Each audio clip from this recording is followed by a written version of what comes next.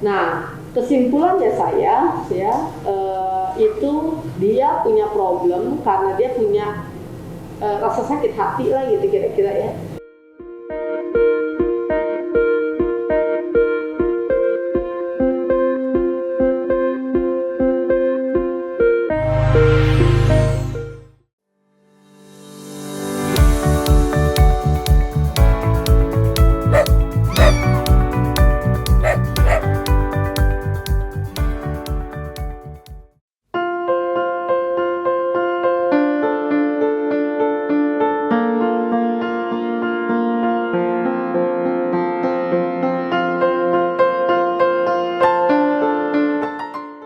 Oke guys, kita hari ini sedang bersama Milo ya, seekor kucing.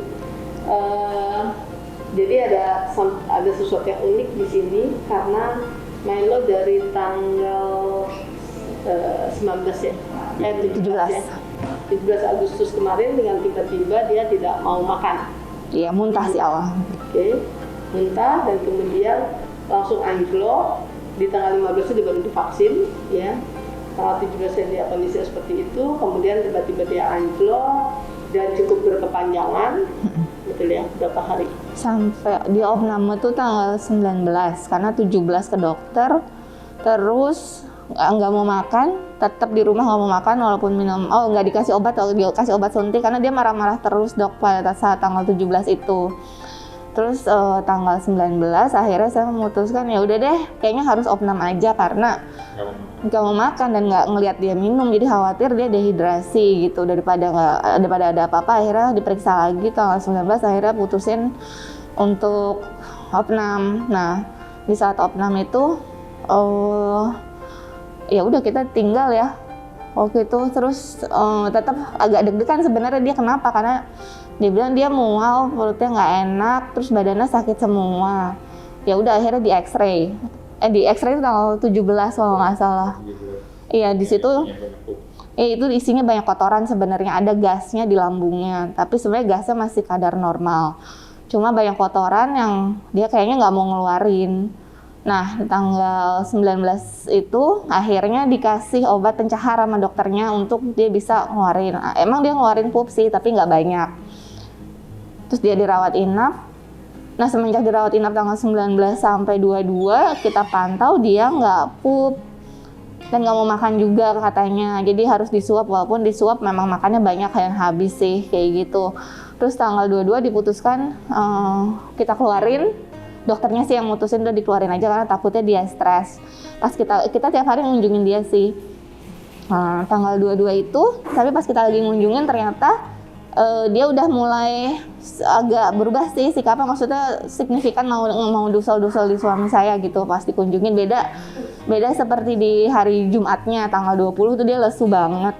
Hari Sabtunya masih lesu tapi udah mau nanggepin, hari Minggunya dia nanggepin sih. Dan ternyata dia dikasih sama dokternya itu makanan di mangkoknya, yang makanan keringnya tuh dimakan, jadi udah ada kayak kemajuan lah kayak gitu. Akhirnya ya udah diputuskan pulang untuk diobserve. Tapi diobserve kan dia nggak pup ya sampai hari Minggu itu. Akhirnya dibawain sama dokternya obat lagi, dulcolaktol, sirup. Jadi kalau dia nggak pup sampai tanggal 23 kita kasih, dan ternyata emang benar sih. Tanggal 23 kita kasih, baru dia pup, walaupun juga nggak banyak dok gitu. Makan sih mau, semenjak pulang dia mau makan, cuma ya minum obatnya susah, vitaminnya juga makin susah. Jadi Milo ini tipikal anak yang gaket ya, yang dominan ya. Meskipun dia udah steril ya. Tapi dia masih dominansi, masih ada ya. Masih. Ya. Karena itu adalah sifat, jadi kita nggak bisa hilangkan kalau sifatnya. Meskipun mungkin dia udah jarang keluar. Jarang. Kita juga awasin sih jangan sampai dia nggak pernah keluar lagi. Ya kalau saya melihatnya kenapa Milo seperti ini karena masalah teritori sih, gitu loh. Ya. Jadi yang saya lihat adalah dia punya problem dengan teritorinya dia, gitu loh. teritori itu bisa dalam artian pada saat dia dibawa ke dokter, dia merasa dia punya masalah dengan teritori di sana, gitu ya, sehingga itu cukup kena buat dia, atau memang ada masalah yang menyangkut teritori dia di rumah, gitu loh, ya. Karena ibu kan ada kucing baru nggak yang masuk? Jadi Baru sih enggak ya? Kebiasaan dia itu, kita kan suka ngasih makan 3 kucing betina di luar pagar, persis di depan pagar gitu. Jalan Nah, setiap kali persis. kita ngasih makan kucing itu depan pagar, kan pagar itu ada celahnya di gap. Dia itu pasti selalu ngintip dari bawah pagar dan selalu ngegerung gitu, kayak gitu. Oh. Terus terakhir itu kita juga suka ngasih makan kucing jantan. Kucing jantan ini udah Tua ya? tua banget, udah kasihan lah gitu. Suka kita kasih makanan basah, tapi emang kita ngasihnya di dalam pagar karena ini kucing suka berteduh juga di bawah mobil. Gitu. Tapi kayaknya terakhir kita lihat dia ya cuek aja gitu, nggak terlalu ambil pusing. Ada sih, kita masih nama kucing tuh Opa gitu. Ya karena dia udah tua. Udah tua, betul. Itu karena masalahnya. Jadi Kalau dia yang kayak udah tua dia tahu, dan dia gitu. mengerti sehingga dia nggak merasa terganggu. Tapi, nah itu dok, si Opa ini yang saya bilang akhirnya tanggal 17 pagi, 17 pagi dia Dia masuk. nggak suka. Dia kayaknya Karena dia spray. masuk ke teritori yang berbeda. oh, Ya. Jadi gini, si Opa ini harusnya nggak ada masalah buat dia. Selama dia punya teritorinya sendiri, gitu loh. Kenapa kucing-kucing lain dia nggak suka? Karena kucing-kucing yang lain ini kan mereka masih punya masih ada alfanya mereka kan. Kalau Opa kan nggak sebenarnya, gitu loh. Nah, hanya yang jadi masalah Opa masuk teritorinya dia, gitu loh. Jadi si triggernya emang 17 pagi itu si Opa masuk nggak kelihatan sama saya lagi di dalam, saya cuma denger kardus jatuh, terus kardus saya basah, saya curiga dia pipis gitu, dan saya curiga dia pipis di lantai di ruang tamu itu di tempat ada kardus, sampai ya dia siangnya muntah langsung dok. Nah saya masih nggak curiga itu karena Opa awalnya, tapi pas tanggal 18 itu kok ruang tamunya bau pesing ya, jadi saya curiga si Opa itu pipis sembarangan gitu yang membuat dia mungkin Iya, dia nggak suka karena Opa udah melanggar. Jadi guys, saya cerita sedikit ya. Milo ini tipikal dark cat. Waktu pertama kali saya ketemu Milo, ya berapa tahun yang lalu ya? 2018 kayaknya. 18. 3 tahun yang lalu ya. Jadi Milo ini mama papanya mau nanya apakah Milo ini oke nggak di steril. Iya betul. Itu pertama kali saya ketemu ya. Dan jawabannya Milo nggak mau. Kenapa? Karena Milo bertanya untuk apa saya di steril, gitu ya. Kita bilang karena Milo takut berantem sama kucing lain, gitu kan, kalau musim kawin. Dan dia tuh setiap kali keluar rumah tuh bisa 2 hari nanti yang sakit mata lah, badan panas. Iya. Jadi kita concern, ya udah deh steril aja, tapi minta izin dulu, terus tanya lewat dokter. Nah, tapi ternyata ya dia punya dalih sendiri. Akhirnya dia bilang bahwa kalau dia itu kan jarang keluar gitu ya. Nah, artinya dia tidak merasa bahwa dia dia nggak pernah kawin lah gitu, ibarat katanya gitu. Jawaban dia tuh gitu. Nah, yang uniknya Milo itu pada saat itu kalau bapak ibunya pergi keluar kerja, Milo juga ikut pergi. Ya kan? Pergi. Sampai kita pulang kantor. Sampai mama papanya pulang, baru dia juga pulang ke rumah. Jadi kalau mama papanya ngantor, dia juga ikut ngantor. Atau ngantornya kemana tapi ya. Yang mengherankan kalau misalnya mama papanya lembur, pulangnya terlambat ke rumah, dicariin orang rumah, dia nggak kelihatan. Tuh. Ya, nggak tahu dia kemana gitu ya. Nah, tapi kalau mama papanya pulang, mau jam berapapun dia juga akan pulang. Nah, dan yang menarik adalah Milo ini tipikal garkat sekali. Kenapa? Karena dia itu sibuk sweeping ya di rumah. Dia akan ciumin garasi segala macam di sweeping sama dia. Betul. Aman atau tidak? Sampai tas yang ditaruh di bawah lantai pun sama dia pasti disidak. Ya. Ya. Ya, ini tipikal garket yang seperti ini memang nggak jarang gitu. Saya menemukan garket yang betul-betul seperti Milo ini jarang. Jadi unik sekali sebenarnya. Lalu kemudian pada akhirnya ternyata beberapa setahun lebih ada ya waktu itu ya. Kemudian ternyata dia disteril pada akhirnya ya. Nah lalu bapak ibu ini kembali lagi ke saya karena Milo ngambek ya, sesudah disteril dia nggak mau ngapa-ngapain, kemudian dia bengong aja kerjanya. Betul. Nah kemudian dia marah gitu. Betul. Ya. Kita curiga marah dan ternyata benar marah. Benar marah ya. Lalu kemudian begitu ditanya, Milo itu berkeluh kesah sama saya, jadi dia bilang, dokter kemana aja, aku tuh disteril, aku nggak suka, gini ya kan. Dan dia kerasa banget perubahan hormonal dalam badan dia yang membuat dia itu serba salah gitu ya. Yang darinya tipikal yang survival banget, dia akan keluar ke sana kemari gitu ya. Sekarang dia merasa nyalinya sedikit ciut gitu ya. Karena dia merasa agak tidak nyaman kalau dia harus fighting dengan kucing-kucing lain di luar. Ya, itu yang membuat Milo kemudian merasa sedikit agak panik gitu ya, tidak nyaman, kira-kira seperti itu. Nah, itu perlu proses cukup lama ya. Ya, yang dimana saya akhirnya beritahu dia, ibu minta maaf sama dia, ya. Lalu kemudian kita beritahu dia bahwa ya udahlah, enak kok jadi kucing rumahan gitu ya. Nah, dan itu perlu waktu cukup lama untuk mengembalikan dia kembali ya. 1,5 tahun kayaknya dari dia disteril.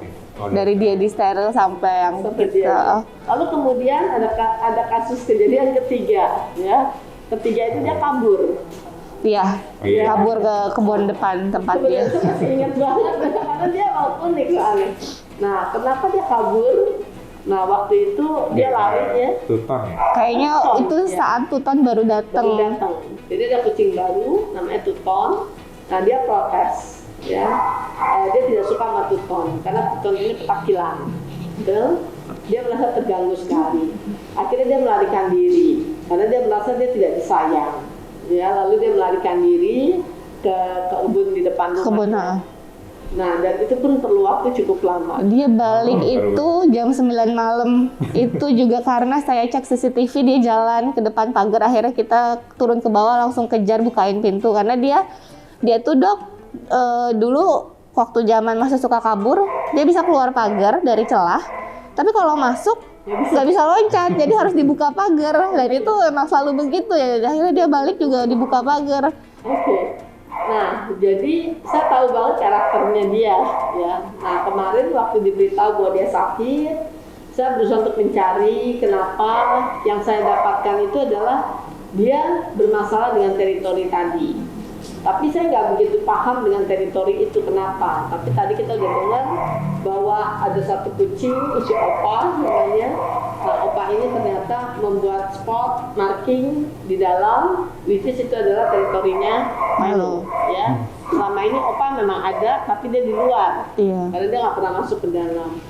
Nah, kesimpulannya saya, ya, itu dia punya problem karena dia punya rasa sakit hati lah gitu kira-kira ya. Lalu kemudian dapat kabar juga bahwa di tanggal berapa? 19, 18? 16 ya. Yang Berduka. meninggal Sehari sebelum dia muntah. Ya, tanggal 16 ya. Memang Bapak Ibu ini sedang berduka cita ya Bapak Ibu ya. Mereka juga berduka ya karena Ibu Bapak meninggal, lalu kemudian itu sudah pasti menghantam dia juga ya. Karena kenapa? Dia terpengaruh secara emosi karena dia adalah guard cat yang sangat dekat dan sangat ngejagain masternya ya. Jadi Milo ini tipikal anak yang dia tidak akan membiarkan masternya ya. Jadi kalau ada apa-apa dengan masternya dia pasti akan ikut merasakan. Nah, sekarang pertanyaannya kenapa dia bisa dalam satu kondisi itu lama banget dia recovery-nya ya, karena Milo ini tipikal kucing yang sangat sensitif dan dia mengerti. Jadi kalau ada perubahan apapun di rumah, perubahan energi itu akan langsung ditangkap sama dia ya. Nah, jadi di sini otomatis pada saat ibu meninggal itu juga udah pasti dia akan tangkap energi itu karena ada energi kesedihan dan di situ. Nah, untuk supaya dia recovery, atau maksudnya nggak cepet stres, nggak cepet menangkap energi negatif. Kalau ada kucing lah. Kita mesti gimana ya dok? Maksudnya memaintain dia? Ya, itu yang agak repot karena dia tidak bisa ini tuh kan rendah. Jadi dari sini penyebabnya. Ini lebih rendah dari yang tanggal 22 atau lebih tinggi dok? Kadang kita nggak bisa bandingin karena alatnya mungkin beda. Tapi yang secara umum, secara normal ya dia lebih rendah. Rendah, berarti kemungkinan besar. Jadi kalau dia trombositnya rendah, ya lebih rendah dari normal. Umumnya ini pada umumnya ya. Yang saya lihat, yang saya perhatikan, saya amati dari pasien-pasien dengan trombosit yang rendah, umumnya mereka lebih galau. Gitu loh. Yang normal nih, yang nggak kayak gini, kalau udah galau sensitif lagi gitu, yang udah ada lengkap gitu ya. Udah gitu memang dia tipikal yang selalu waspada lagi gitu ya kan, curigaan lagi gitu, udah deh. Nah kalau yang normal, anjing atau kucing normal, kalau dia trombositnya lebih rendah dari normal aja, mereka lebih galau, lebih menghadapi problem itu dia lebih lemah gitu. Ya, jadi kalau misalnya gini, dan kalau trombositnya itu lebih rendah itu dia bisa nyerang mana? Dia bisa nyerang kemana-mana. Bisa kulitnya jelek, nggak sembuh-sembuh gitu. Bisa dia itu pencernaannya nggak benar. Pokoknya dia bisa menyerang kemanapun gitu. Jadi nggak spesifik. Gitu loh. Ada gejala dia spesifik ya, tapi umumnya kadang tidak semua yang trombositopenia ini memiliki gejala yang spesifik. Makanya gejalanya dia nggak bisa pup. Itu akibat. Ya. Berarti dokter lebih karena metabolismenya dia terganggu kan. Lebih concern ke naikin trombositnya atau ke dua-duanya. Fixis Dua-duanya. Karena kalau kita nggak naikin trombositnya, ya dia galau terus kan. Ya saya bisa bantu supaya dia tidak galau, ya kan. Tapi kan pertanyaannya metabolismenya diri kamu mesti diberesin. Ya kan. Buat kita akan lebih mudah kalau dia bisa dengan cepat ditolong supaya dia bisa kembali normal. Gitu. Kalau enggak ya repot. Ya jadi itu menarik sekali ya guys. Jadi kalau saya lihat kalau bonding semakin kuat ya antara hewan dengan orangnya, kadang-kadang mereka itu menyerap kalau mereka ini tipikal yang dark cat atau yang benar-benar bondingnya sangat dekat sekali.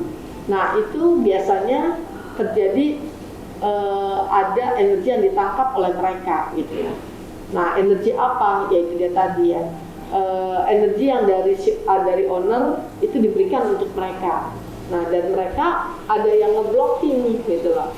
Jadi misalnya kalau kita minta seperti domestikasi gitu ya, mereka harus nurut di rumah gitu loh. Ada aturan main ya di rumah yang strict gitu loh. Padahal mungkin dia tipikal yang nggak banyak aturan misalnya. Tapi karena dia deket hubungannya sehingga mereka itu biasanya ngikutin aturan itu gitu. Nah jadi secara personality pasti ada yang ini kok nggak seperti ini ya gitu. Nah pasti kita akan lihat apa kondisinya. Nah biasanya ada yang blocking ini biasanya kan dari owner yang blocking ya, atau bisa juga blocking ini bisa juga dari makhluk lain. Itu juga pernah kita dapat gitu, jadi dari makhluk astral gitu ya. Nah yang ada sehingga karena mereka gampang bermain atau dipengaruhi sehingga diblocking lah oleh si makhluk ini gitu ya. Itu juga beberapa kejadian bisa seperti itu. Nah tapi Bu, Bapak nggak usah khawatir karena kalau saya lihat Milo ini blockingnya karena dari ibu terutama ya. Karena ibu terlalu khawatir dengan dia, nah sehingga dia menangkap energi kekhawatirannya ibu, energi kecemasan ibu itu ditangkap sama dia. Oke guys, jadi itu cerita tentang Milo, dark cat yang warrior sekali, tapi dia punya kelemahan. Kelemahan dia sensitif banget ya kalau wilayahnya terganggu. Jadi ini menjadi perhatian di mana dia tidak bisa lagi diberikan kekhawatiran, kecemasan dari pihak ownernya. Karena itu pasti akan sangat mengganggu buat dia ya. Oke, ini sekian dari kami, salam sukses selalu, sampai ketemu lagi, bye.